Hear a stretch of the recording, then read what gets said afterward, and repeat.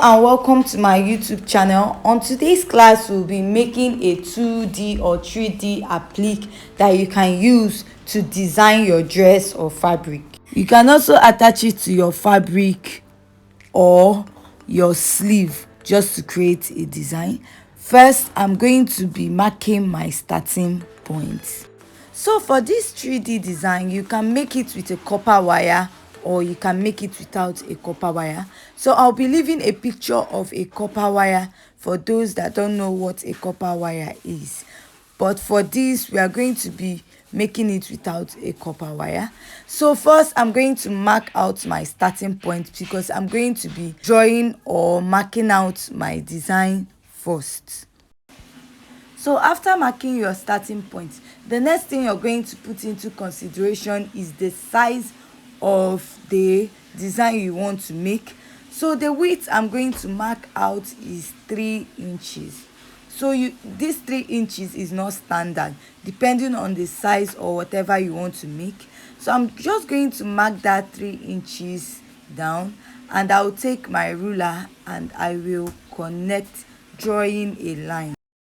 After drawing the line, the next thing you're also going to consider is the length of what you want. If you want it to be too long or short or small, depending. So I'm going to be making use of 5 inches. So I'll measure 5 inches and I'm going to mark, and I will draw a line there to show my starting point. So I'm going to work with this part of the paper. Then I'll take my marker and outline that line so that it will be very visible. After outlining it, I'm going to share my box into 2. So my box is 3 inches, so I'll be sharing it into 2, which is 1.5 on each side.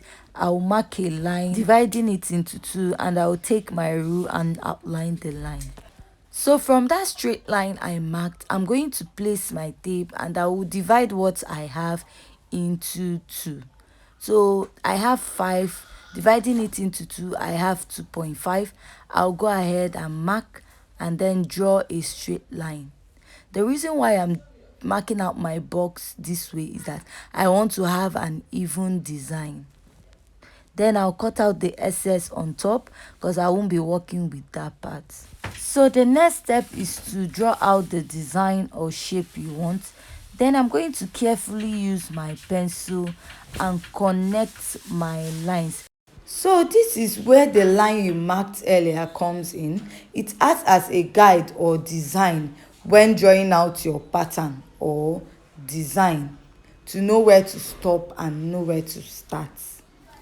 I'll go ahead and I'll use my marker to outline the design that I have created earlier. After outlining it, the next thing I'm going to do is to take my scissors and cut out my design.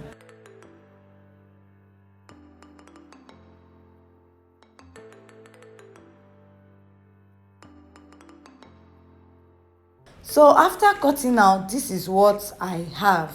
Then I'll be moving on to the next step.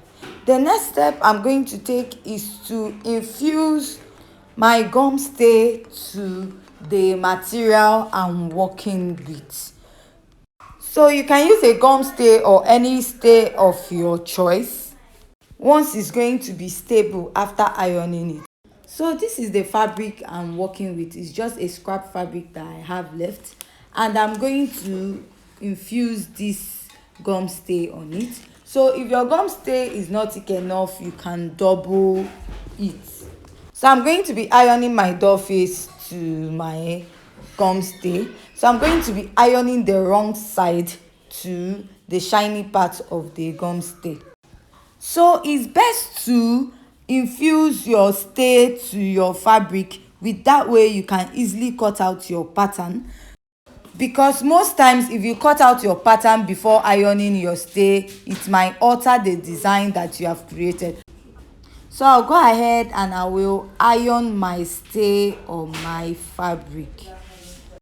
After ironing it out, I'm going to trace out the excess fabric I have around my gum stay or the part I'm not going to work with.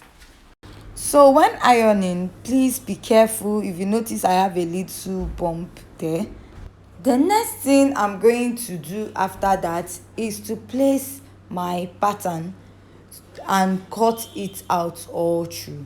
So when you place your pattern, it's advisable for you to pin it down before cutting.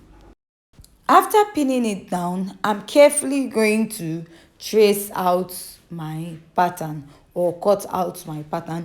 So I'll be doing this until I cut out the required amount that I want to use for this tutorial. So my pattern is shifting a bit, so I'll go ahead and pin it very well again. So this is why I said pin first before cutting out, to avoid alteration in the shape or design that you have created earlier. So I'll go ahead and continue placing my pattern, and I'm going to continue cut out till I get the required amount I need.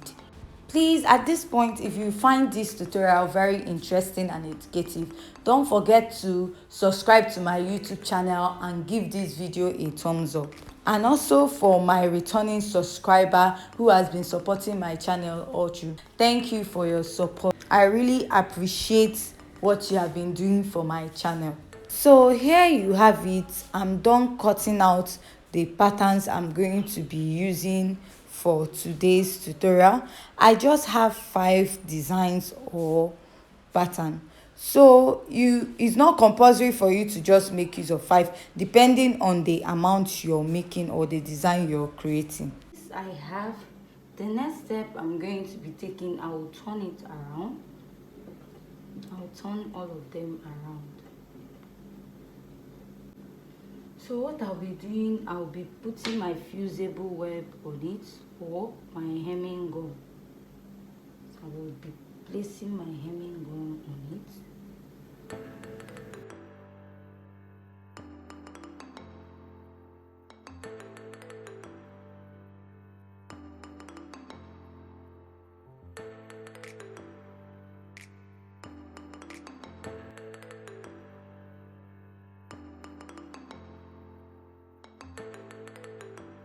After doing it, I'm going to go ahead and place the wrong side.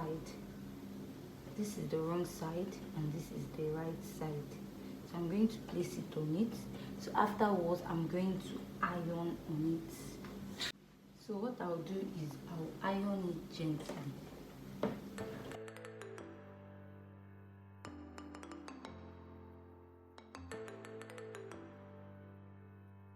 After ironing, I'm just going to keep my iron aside. Then I'll flip over to see what I have.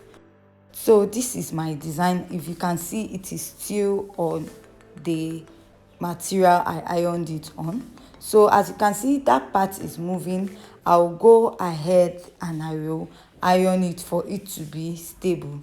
So after ironing it, I will turn it back. So as you can see, my design is still on it. So the next thing I'm going to do is just take my scissors and trace it all out. So you have to be careful while cutting out. And when placing your fabric on the design to cut out, please space out so that you don't get confused, so that you don't mistakenly alter the design of the other one. So I'm done cutting out. This is what I have. As you can see, it's very beautiful and neat. So I'll go ahead and cut out the rest of the pattern or the design that I have created.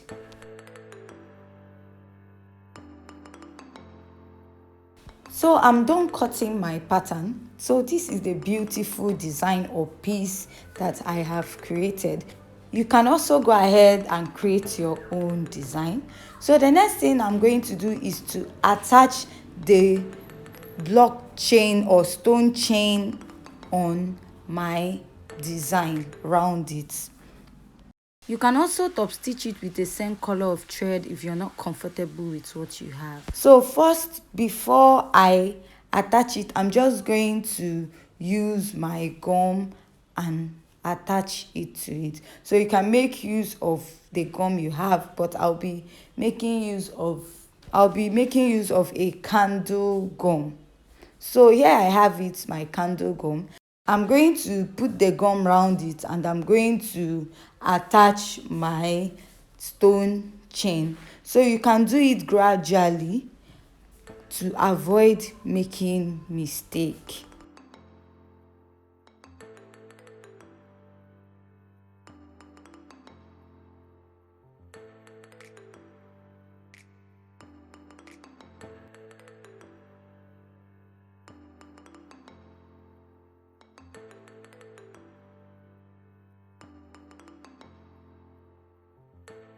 So this is what I have after I'm done attaching the stone chain to the pattern I cut out.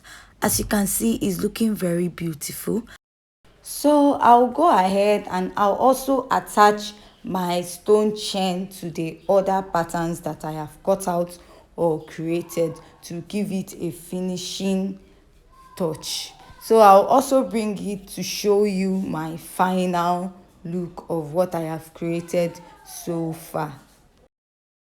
So you can go ahead and create as many design or pattern you want, and also don't be restricted to one design. So you can also create different designs or shape of your choice.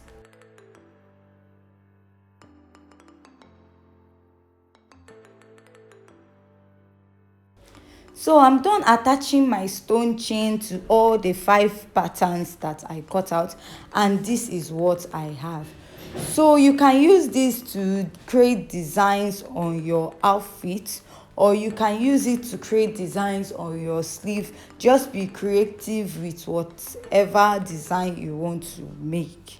And as you can see, the pattern is looking very beautiful. You can as well create a flower pattern on it and just stitch it up together and attach a stone. So it's up to you to create whatever you want to. So with this, we have come to the end of today's tutorial. Please like, share and subscribe to my YouTube channel, and don't forget to turn on the notification button to get new updates from my channel.